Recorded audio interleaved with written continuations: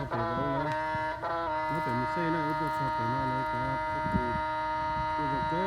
rồi nữa tôi còn hơn cả rồi cái gì mà cái này cũng ôm lên bảo hình ấy cái này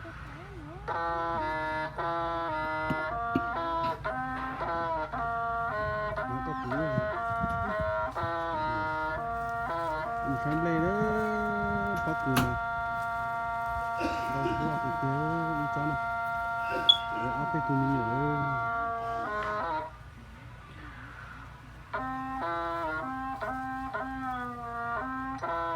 món này cà món này xay và tấm lên nè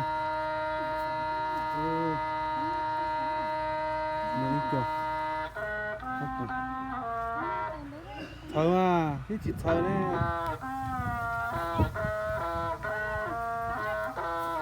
cho đây đó tấm lên nè nó tấm lên là nó cho bố đi thật nó cho nó lên cái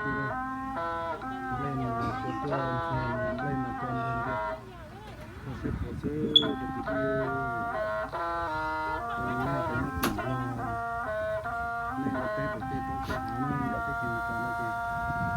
mình cả có té thì có tiền cả số có cái tiền đó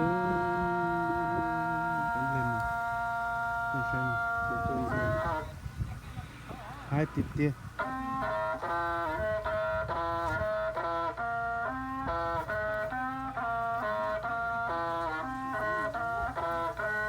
đây cái này cho nó cơm thì mà đây mà có gì nếu một tí mình sẽ tí kia rằng nó đây nữa đây cũng phải là cái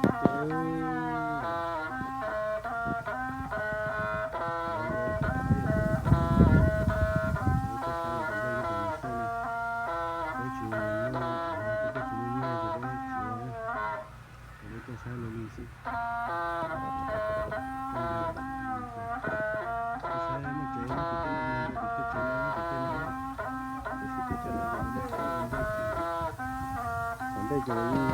những cái chuyện nào nó cũng cái gì nào nó sẽ là cái mình nghe theo cái phần là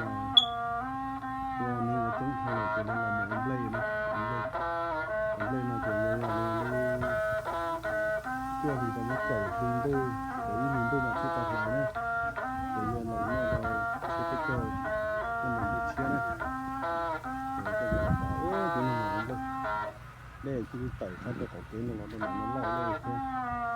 người ta tẩy cho đây nữa đây là một cái đây chỗ này cái lô đây chỗ nó chỉ là cái ông đây luôn ông đây cái chỗ này là cái nó cứ rồi nói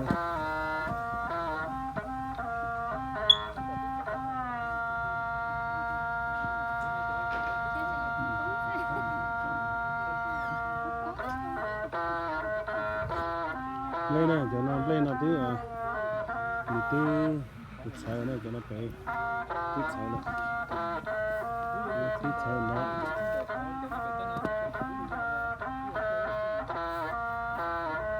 thay là tôi cho đi làm đồ là trong đây là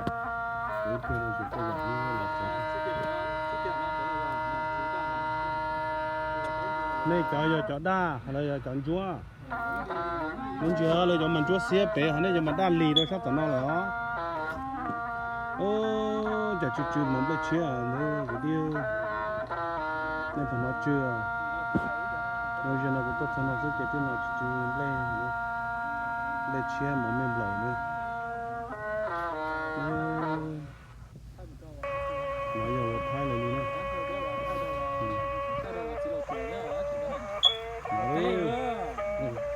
cái tuổi có té đi nữa,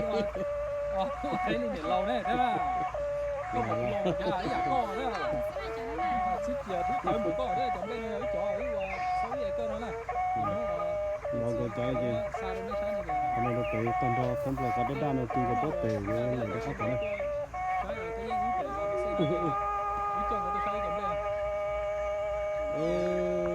đã dịch lên mà, trong đây giống cái suy thì mình cần nó hả nhá.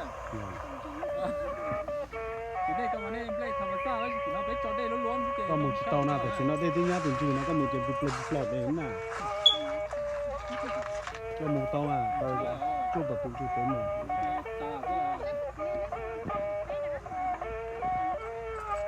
nhưng phải biết là mình phải đâu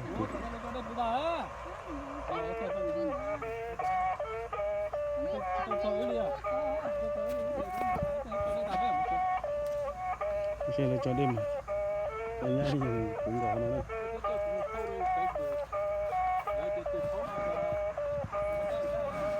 cho mình cho nó tự nhiên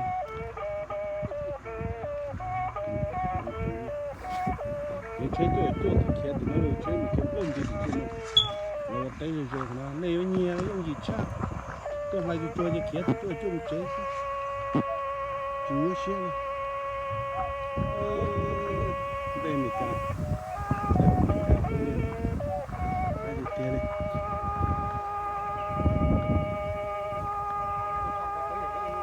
hai được kia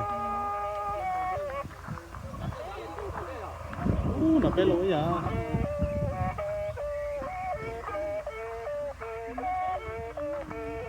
cho tới chơi thì có nôn tôi chỉ lần này cho tới chỉ là mà tôi mới còn nào lọ ăn vào đi sáng lần nào chắc thích kia chỉ lần nào kia thế tới chỉ nó này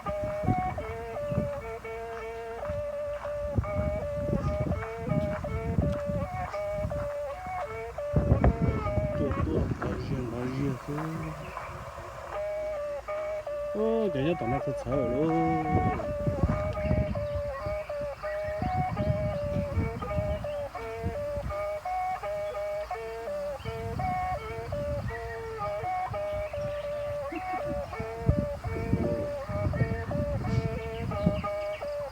ông mày cả thì cho anh đây đi tôi muốn nó chỉ cho chị chở chép lá rồi xong nó thế nào nữa là thì trong đây ông đây chở chép lá này tôi muốn nó thử xong thế nào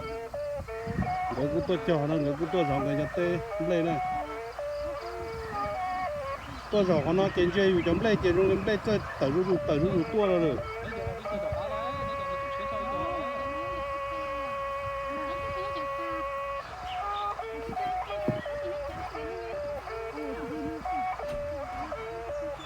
cho nó giờ chấm lên cô tuôn rồi cho cái tàn ly chế thì lên đi xuống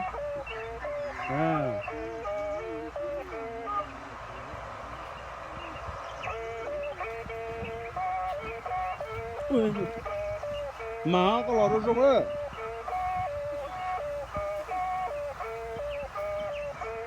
tôi sẽ làm lên món mì cà ấy tia đấy chuột tua mình đó một nói cũng như cái này nó phải dán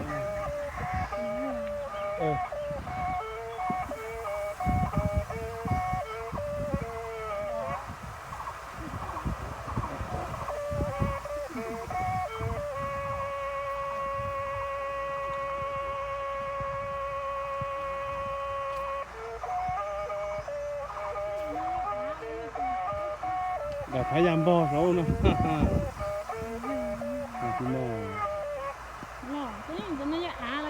lò cho chua chín chai đi có nhà nhà không có ai nữa là có nào thôi lò tốt cơ để cứ đi có tuổi rồi nè lò cho chua nó còn nó xong một tỏ có xong một tỏ có một lò chứ chả rồi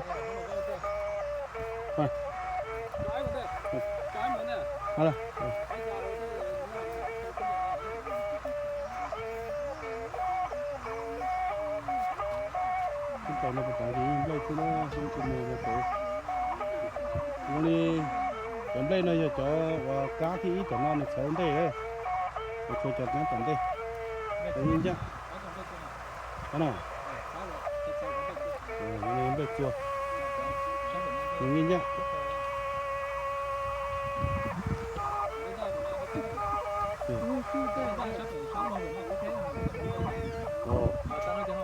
ốp phê đó là cho sắp để nó ốp phê nó nè chua chưa nó có người không bay đây Đó. Này lông đã có con, lông đã ta đâu mùa có khó mà. Chúa cha.ไปmua tí từ chúa cha. Chúng tên chơi sao?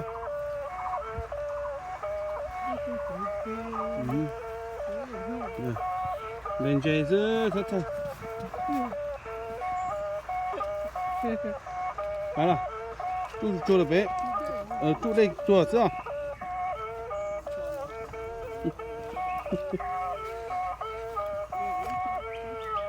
Ít được khó rồi. Chú liền làm nên đút đây thôi. Cái lò này kìa. Mà là không mà lên thôi. Đây kìa. Đây. Đó này. Đây mà hãy để tớ. Đây là cái là chỉ cho em tông là cái gì. Thì chỉ có chân hụt luôn. Thì cho một khai cái sự cái gì nào. Để mình xem nào của lên. Cái giờ cái ti. Muốn cái nào sẽ được quay cho. Mình thúc lại cái bể đồng đá này. Chỉ như là sẽ được quay. Nên gọi cái đó nè. Xem nó không. Thì lại luôn. Cái này.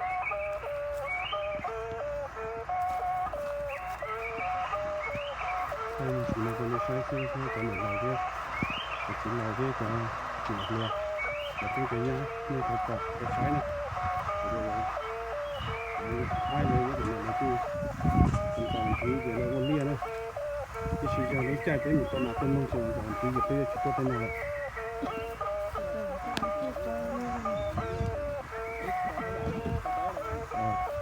Còn nó già nó bỏ cái nhá nó chỉ cho nó già nó mất công khách khẩu. Cái cái nhỏ nó bỏ tiếp tục nó người tôi tao ra thế nào thì tóm lên nó cho ta là cái đấy tao tôm một đó đi nữa như thế tóm nó cho đây tóm nó rồi cho cái này chỉ cho một tàu chừng chừng lên đây luôn xem đấy mà lấy từ đó nè nè tua nó cầu nhất từ nó có tiền đây, sẵn lỏ này. Đây là cái ba. Đã nó mấy thay nó chạy chấm lấy từ sáu ta này nè. Cái này to xíu cho tóm nó xem. Đó thì lu chuột thì một tàu lu tàu hình đun hết chứ. Nó tóm nó đấy. Vào chiều nó trái nhau xây chúng nhau ra hết rồi.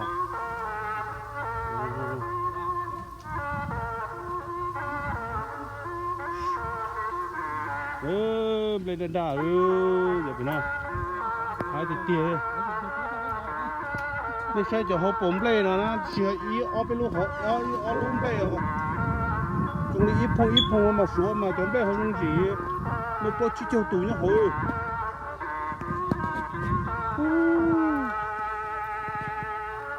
đây xe cho họ bấm lên nó này số bấm một chỉ châu túi lên à bây giờ muốn tìm lo nó này cho ý ở tủ xô để muốn mấy cái nó mà chỉ bốc cho đấy ý hồ mà một chiếc trâu lúc nóng lên nhá hồ nó có phải chống lên nó bé mà hai rung mà nó thì tiền à chỉ mới khó tiền chỉ trong là thấy tan thôi nè để mua mấy cái là có chống lên mà có phải những cái nó mới chỉ thêm mua cái nó tròn rồi chống lên thì tiền nó rong con đấy cái số này cho nó chỉ chứ tan thật nó có gì to đa gì đấy cái cầu thi có gì là gì có thuốc lá gì đây nhất cái chuyện này chỉ lấy cho tầm lúc tầm mò đi cho các sĩ dịch cho chứ làm tung lên mà ai thì chứ những lên là dùng xưa cái này cái trong đây mình lo thầm lỗ ý nó họ bỏ nó chỉ cho tiểu tùng nó hỏi cái gì hai thì tiền đi hai thì tiền đi